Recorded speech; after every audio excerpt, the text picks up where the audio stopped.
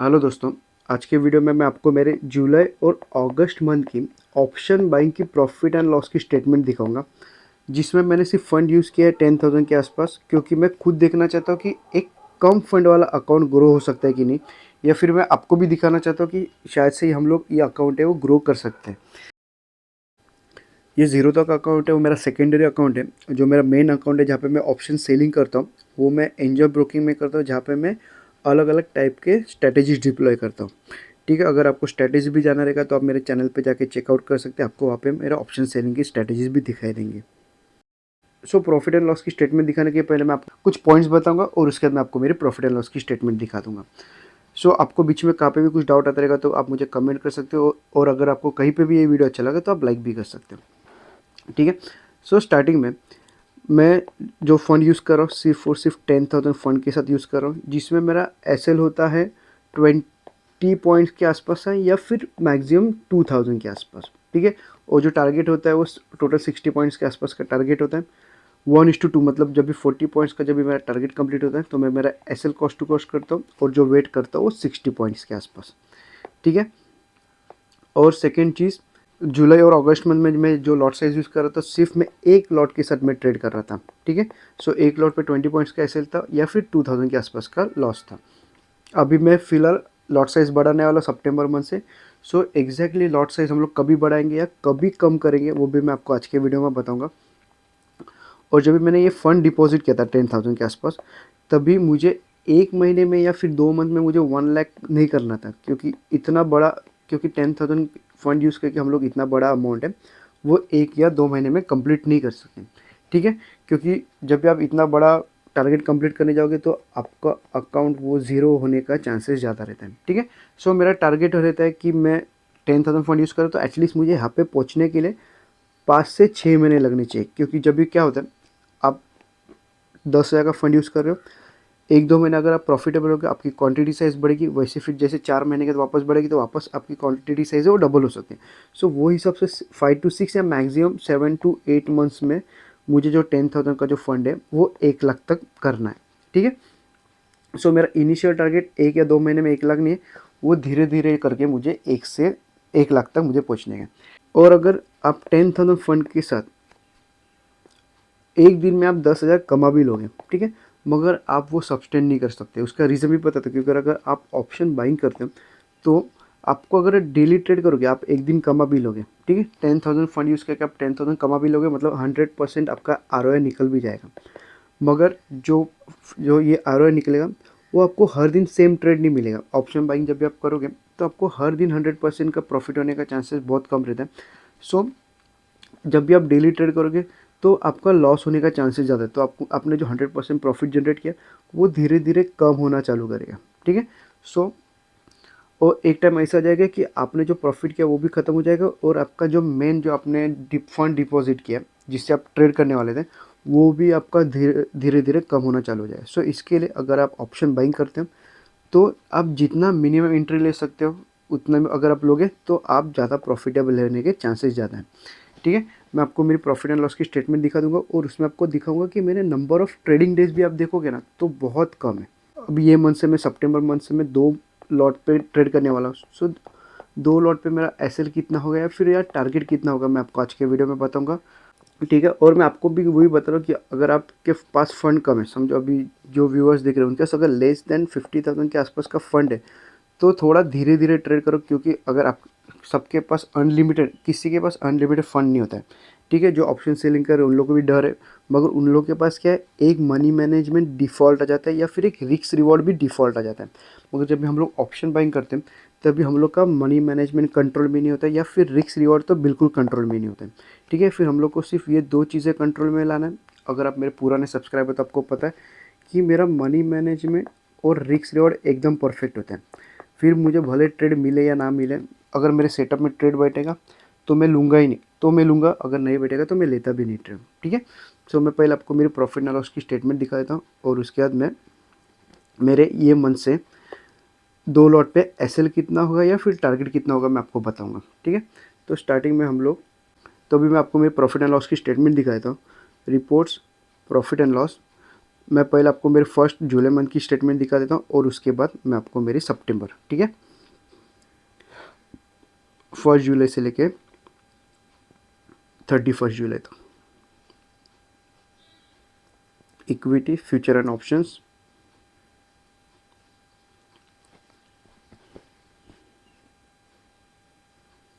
अगर आप यहाँ पे देखोगे तो मेरा हाईएस्ट जो लॉस है वो 1600 के आसपास हुआ था, और अगर प्रॉफिट देखोगे तो 5500, 3500 या फिर 2400, ठीक है।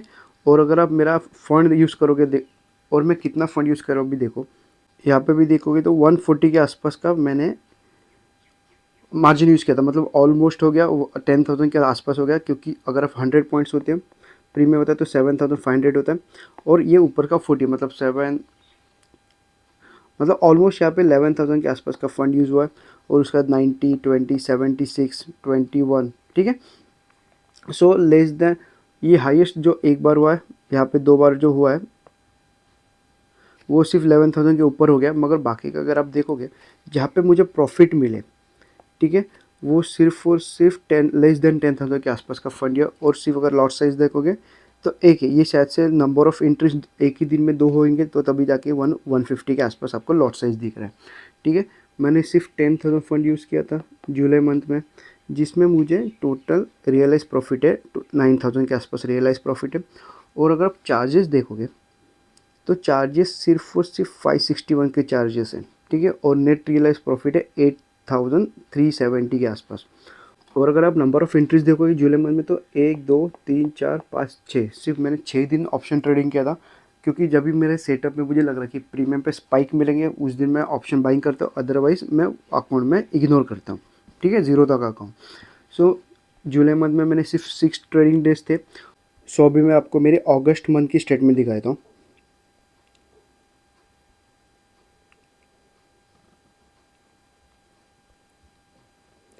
अगर आप अगस्त मंथ की स्टेटमेंट देखोगे तो मैंने सिर्फ 6 बार ऑप्शन ट्रेडिंग किया था, जिसमें मुझे सिर्फ एक बार एसएल चला गया। अगर आप एसएल देखोगे तो सिर्फ 2000 के आसपास का एसएल चला गया, और अगर प्रॉफिट देखोगे तो 5700, 5500, 4100, उसके बाद ये कॉस्ट टू कॉस्ट चला गया, और ये वाला भी कॉस्ट टू कॉस्ट चला गया। सो इसमें जो रियलाइज प्रॉफिट है 13,000 के आसपास का रियलाइज प्रॉफिट है। चार्जेस देखोगे तो 612 के आसपास का सिर्फ चार्जेस लगा है, और नेट रियलाइज प्रॉफिट कितना है 13,000। मैं मतलब 10,000 फंड यूज़ कर रहा हूँ, जिसमें मुझे 13,000 मतलब ऑलमोस्ट 130% के आसपास का आरओआई जनरेट हुआ है, ठीक है। और लास्ट मंथ में टोटल 80% के आसपास का आरओआई जनरेट हुआ था, और ये मंथ में मुझे 130% के आसपास का आरओआई जनरेट हुआ है। और दोनों अकाउंट और दोनों मंथ के अगर आप एक कंबाइन करोगे तो आपको पता चलेगा कि मेरे नंबर ऑफ़ एंट्रीज कितने कम है। जब भी आप नंबर ऑफ़ एंट्रीज कम लोगे तब जाके आप प्रॉफिटेबल रहने के चांसेस ज़्यादा रहेंगे, ठीक है। यहाँ पे आपको पता चलेगा कि मेरे जो फंड है मैंने लेस देन मैं 10,000 के आसपास का फंड यूज़ किया सिर्फ 2 बार। अगर आप देखोगे यहाँ पे तो 173 यहाँ पे, और एक यहाँ पे 165, यहाँ पे आपको शायद से 12,000 या 13,000 के आसपास का फंड लगा रहेगा, क्योंकि उसमें शायद से वो एट द मनी पे या फिर एक point out of the money पे वो प्रीमियम पे मिलते रहेंगे, इसके वजह से शायद से वहाँ पे थोड़े ज़्यादा मिले। मतलब ऑलमोस्ट 2 मंथ में अगर आप देखोगे तो मैंने सिर्फ 3 बार मोर देन 10,000 फंड के साथ यूज़ किया है, जहाँ पे एक ही बार मुझे प्रॉफिट है और एक बार कॉस्ट टू कॉस्ट चला गया, और एक बार आई थिंक जुलाई के मंथ में मुझे लॉस हो गया था, ठीक है। आप चाहो तो वापस एक बार बैकअप पीछे जाके देख सकते हो। और यहाँ पे 150 क्वांटिटी मतलब क्या होता है, जब भी मेरा एक बार एसएल चला गया रहेगा फर्स्ट एंट्री में, और सेकेंड एंट्री में मुझे शायद से प्रॉफिट मिला रहेगा, इसके वजह से आपको शायद से यहाँ पे 250 क्वांटिटीज़ दिख रहा है, ठीक है। अभी मैं आपको एक बार दोनों कंबाइन करके दिखा देता हूँ। अगर आप दोनों अकाउंट में देखोगे तो टोटल सिर्फ मैंने सिर्फ 2 मंथ में मैंने सिर्फ 12 बार एंट्रीज लिए, ठीक है। और जिसमें रियलाइज प्रॉफिट है 22,560 के आसपास का रियलाइज प्रॉफिट है। जो मेन चीज़ है जो जहाँ पे सब लोग के ज़्यादा लॉसेस होते हैं, वहाँ पे अगर आप देखोगे तो 1,170 के आसपास सिर्फ मुझे ब्रोकरेज लगा है, जहाँ पे अगर आप आपका ब्रोकरेज चेक करोगे या फिर जो ज़्यादा इंटरेस्ट लेते हैं, जो नंबर ऑफ़ इंटरेस्ट जिसका ज़्यादा, अगर आप यहाँ पे देखोगे तो आपका ये ग्रीन में रहेगा, मगर आपका जो ब्रोकरेज है वो चार्जेस पकड़ के आपका अकाउंट है वो लॉस में चला जाता है, ठीक है। सो जो मेन जो रीज़न है आपका अकाउंट ग्रीन में आने का, नंबर ऑफ़ एंट्री जितना कम लोगे उतना प्रॉफिट ज़्यादा करोगे, ठीक है। और नेट रियलाइज प्रॉफिट देखोगे तो 21,380 मतलब 21,400 के आसपास का मुझे प्रॉफिट हुआ है, 10,000 फंड यूज़ करके 22,000 मतलब ऑलमोस्ट टू टू 10% के आसपास का आरओआई जनरेट हो गया 2 मंथ में। और शायद से ये आपको प्रॉफिट है वो थोड़ा कम दिख रहा है क्योंकि मेरा लॉट साइज़ कम है। ठीक है, अगर आप आपके साथ कंपेयर करोगे तो आपके लॉट साइज़ के हिसाब से कंपेयर करोगे तो अगर आप 10 लॉट के साथ ट्रेड कर रहे हो तो आप इसको इंटू 10 कर सकते हो, या फिर आप जितना भी आप लॉट साइज़ के साथ आप ट्रेड करते हैं वो आप एक बार कंपेयर करके आपका प्रॉफिट कितना है या फिर मेरा प्रॉफिट कितना है आप खुद भी कंपेयर कर सकते हो। ठीक है, सो अभी मैं आपको बताऊंगा कि ये सितंबर मंथ से मैं 2 लॉट के साथ ट्रेड लेने वाला, सो उसमें मेरा एसएल कितना होगा या फिर टारगेट कितना होगा मैं बताऊंगा। और एंड में हम लोग अपने क्वांटिटी साइज़ या फिर लॉट साइज़ हम लोग कभी इंक्रीज़ करना चाहिए या फिर कभी डिक्रीज़ करना चाहिए मैं आपको बताऊंगा।